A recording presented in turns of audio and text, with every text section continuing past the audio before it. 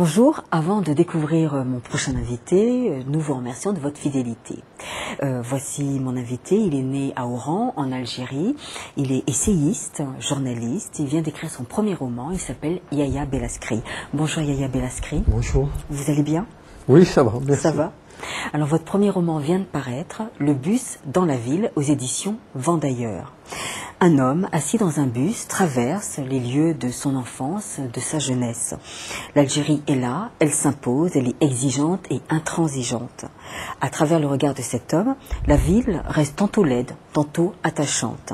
Une ville envahissante et omniprésente où le récit entremêle avec délectation les personnages en un mélange intime. Alors, Monsieur Yahya Bellaskri, dans votre roman, donc un bus traverse la ville, comme je viens de le dire, qui n'est pas nommée. Alors, quelle est cette ville alors? C'est une ville qui est... C'est vrai que dans ce texte, je ne l'ai pas nommée. On ne sait pas non plus quel est le pays.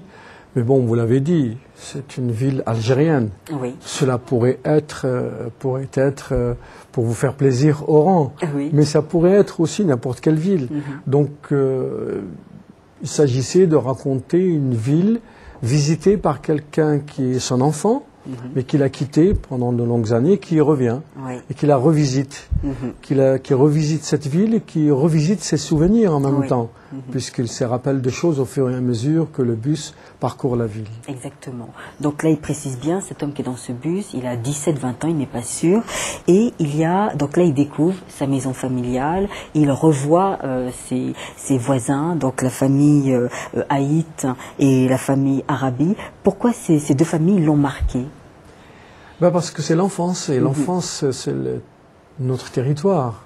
Donc, c'est l'enfance, ça le marque, mais particulièrement parce qu'il voulait... Pourquoi il a choisi Haït? Parce que les Haït, c'est une population algérienne, mais donc il fait référence un peu à une famille kabyle, en fait. Et les familles arabes, c'est une famille qui n'est pas kabyle, donc plutôt... arabophone. Donc c'est un clin d'œil pour essayer de parler de cette pluralité de ce pays. Mais surtout ce que j'ai retenu, c'est dans la famille Haït et Arabi, il y a deux jolies filles minces et lancées pour lesquelles cet homme craque. Oui, Sherifa, je crois. Et puis il y a la famille Arabi, c'est une fille dévergondée et aguicheuse. Bon, c'est sa jeunesse. Donc il se rappelle sa jeunesse quand il était petit ou jeune. Et qu'il se rappelle ce qui a fait son environnement à ce moment-là. C'est des jeunes filles, l'une qui était plutôt aguicheuse, sympathique, mais ce sont ses œufs de jeunes, c'est pas des vies d'adultes. Il ne juge pas quand il dit aguicheuse, c'est-à-dire qu'elle avait plus de bagou, elle pouvait plus discuter, et que l'autre était plutôt retirée, réservée, et Sherifa, et c'était Sherifa avec qui il avait une relation amoureuse. Alors, votre maison familiale, enfin je dis votre, la maison familiale donc du narrateur, elle est comment? Elle se compose de quelles pièces? Parce qu'on sent qu'il y a le jeu central enfin de son enfance. Bien sûr, tous ces jouets-là, tous ces jouets. La maison familiale, ma maison familiale pourrait ressembler à celle dont je parle dans le roman. C'est une cour qui distribue plusieurs chambres, plusieurs pièces tout autour. Une cour centrale qui est l'apanage des femmes, où elles se retrouvent, elles se rencontrent, et puis des pièces avec cuisine et une ou deux chambres, donc c'était petit et pauvre, et des toilettes collectives, parce qu'il n'y avait pas de toilettes dans chaque appartement, et avec une terrasse en haut, et une buanderie dans la terrasse. C'était intéressant parce que les jeunes, le soir, se faufilaient pour monter sur la terrasse et aller à la buanderie pour se rencontrer, pour se toucher, pour se dire des mots doux, donc entre voisins, voisines. Donc c'est une maison qui est dans un quartier extrêmement populaire et qui, pendant la guerre, regroupait essentiellement les gens d'origine arabo-berbéro-musulmane, c'est-à-dire ce qu'on appelait à l'époque les indigènes. Alors là, vous avez aussi connu une première sortie à la campagne. Pourquoi ça aussi, ça vous a marqué? Oui, c'est marquant parce que aux enfants, vous savez, on ne dit rien. généralement. On leur fait subir plein de choses sans leur dire. Et ils ont beau poser des questions, personne ne répond. Et donc, c'était intéressant de faire référence à cette sortie-là parce que il n'y avait rien d'extraordinaire, sauf sortir à la campagne. Et puis, il y avait tout un rituel, en fait, qui se faisait. C'est aller visiter un saint et puis faire une offrande à ce saint. En arabe, on dit une wa'ada, ça veut dire une offrande. Donc, ils se réunissaient à plusieurs familles qui venaient de loin, en voiture, en charrette, et qui se réunissaient. Mais l'enfant est là, il ne comprend rien, tout ce qui se passe autour de lui. Donc, une première sortie dans la campagne, parce qu'il ne connaît pas la campagne, il connaît la ville, c'est un enfant de la ville. Et puis, donc, ça le marque.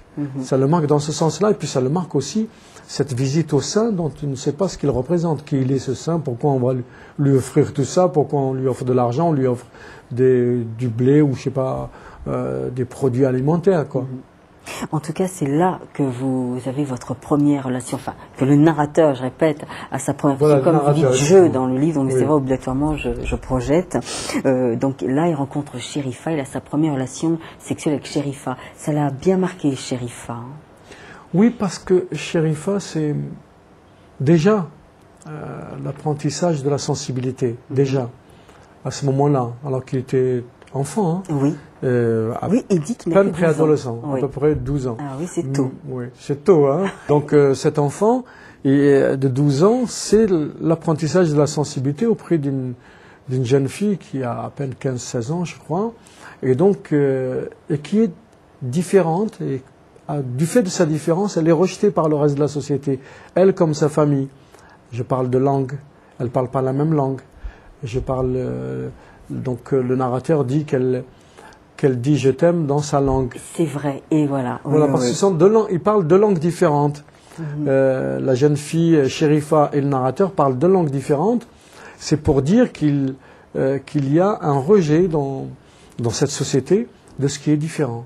Alors, il y a le père, bien sûr, le père qui a un rôle central, il était... C'est quel genre de personnage qu'on peut décrire pour les téléspectateurs ? Disons que le père, bien sûr, c'est comme tout père, c'est l'autorité. Oui. Mais au-delà, c'est un père dont il parle, c'est un père fatigué, usé. Oui, il n'a pas d'amis. Voilà, il n'a pas d'amis, il est seul. Alors, oui. lui, quand il arrive, il est jeune, son père est déjà assez âgé. Donc, il n'y a pas trop de communication. Et ce père est déjà fatigué, n'a pas d'amis.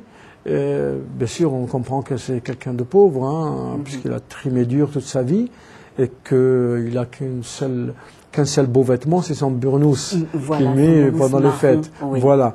Ce burnous marron, c'est d'ailleurs couleur terre, donc c'est assez parlant, significatif. Et ce père présent, absent, qui transmet peu, en fin de compte. C'est ça, en fait, c'est-à-dire que là, dans ce roman, je dépeins la vie d'un jeune et je suis en train de dépeindre par petites touches son entourage.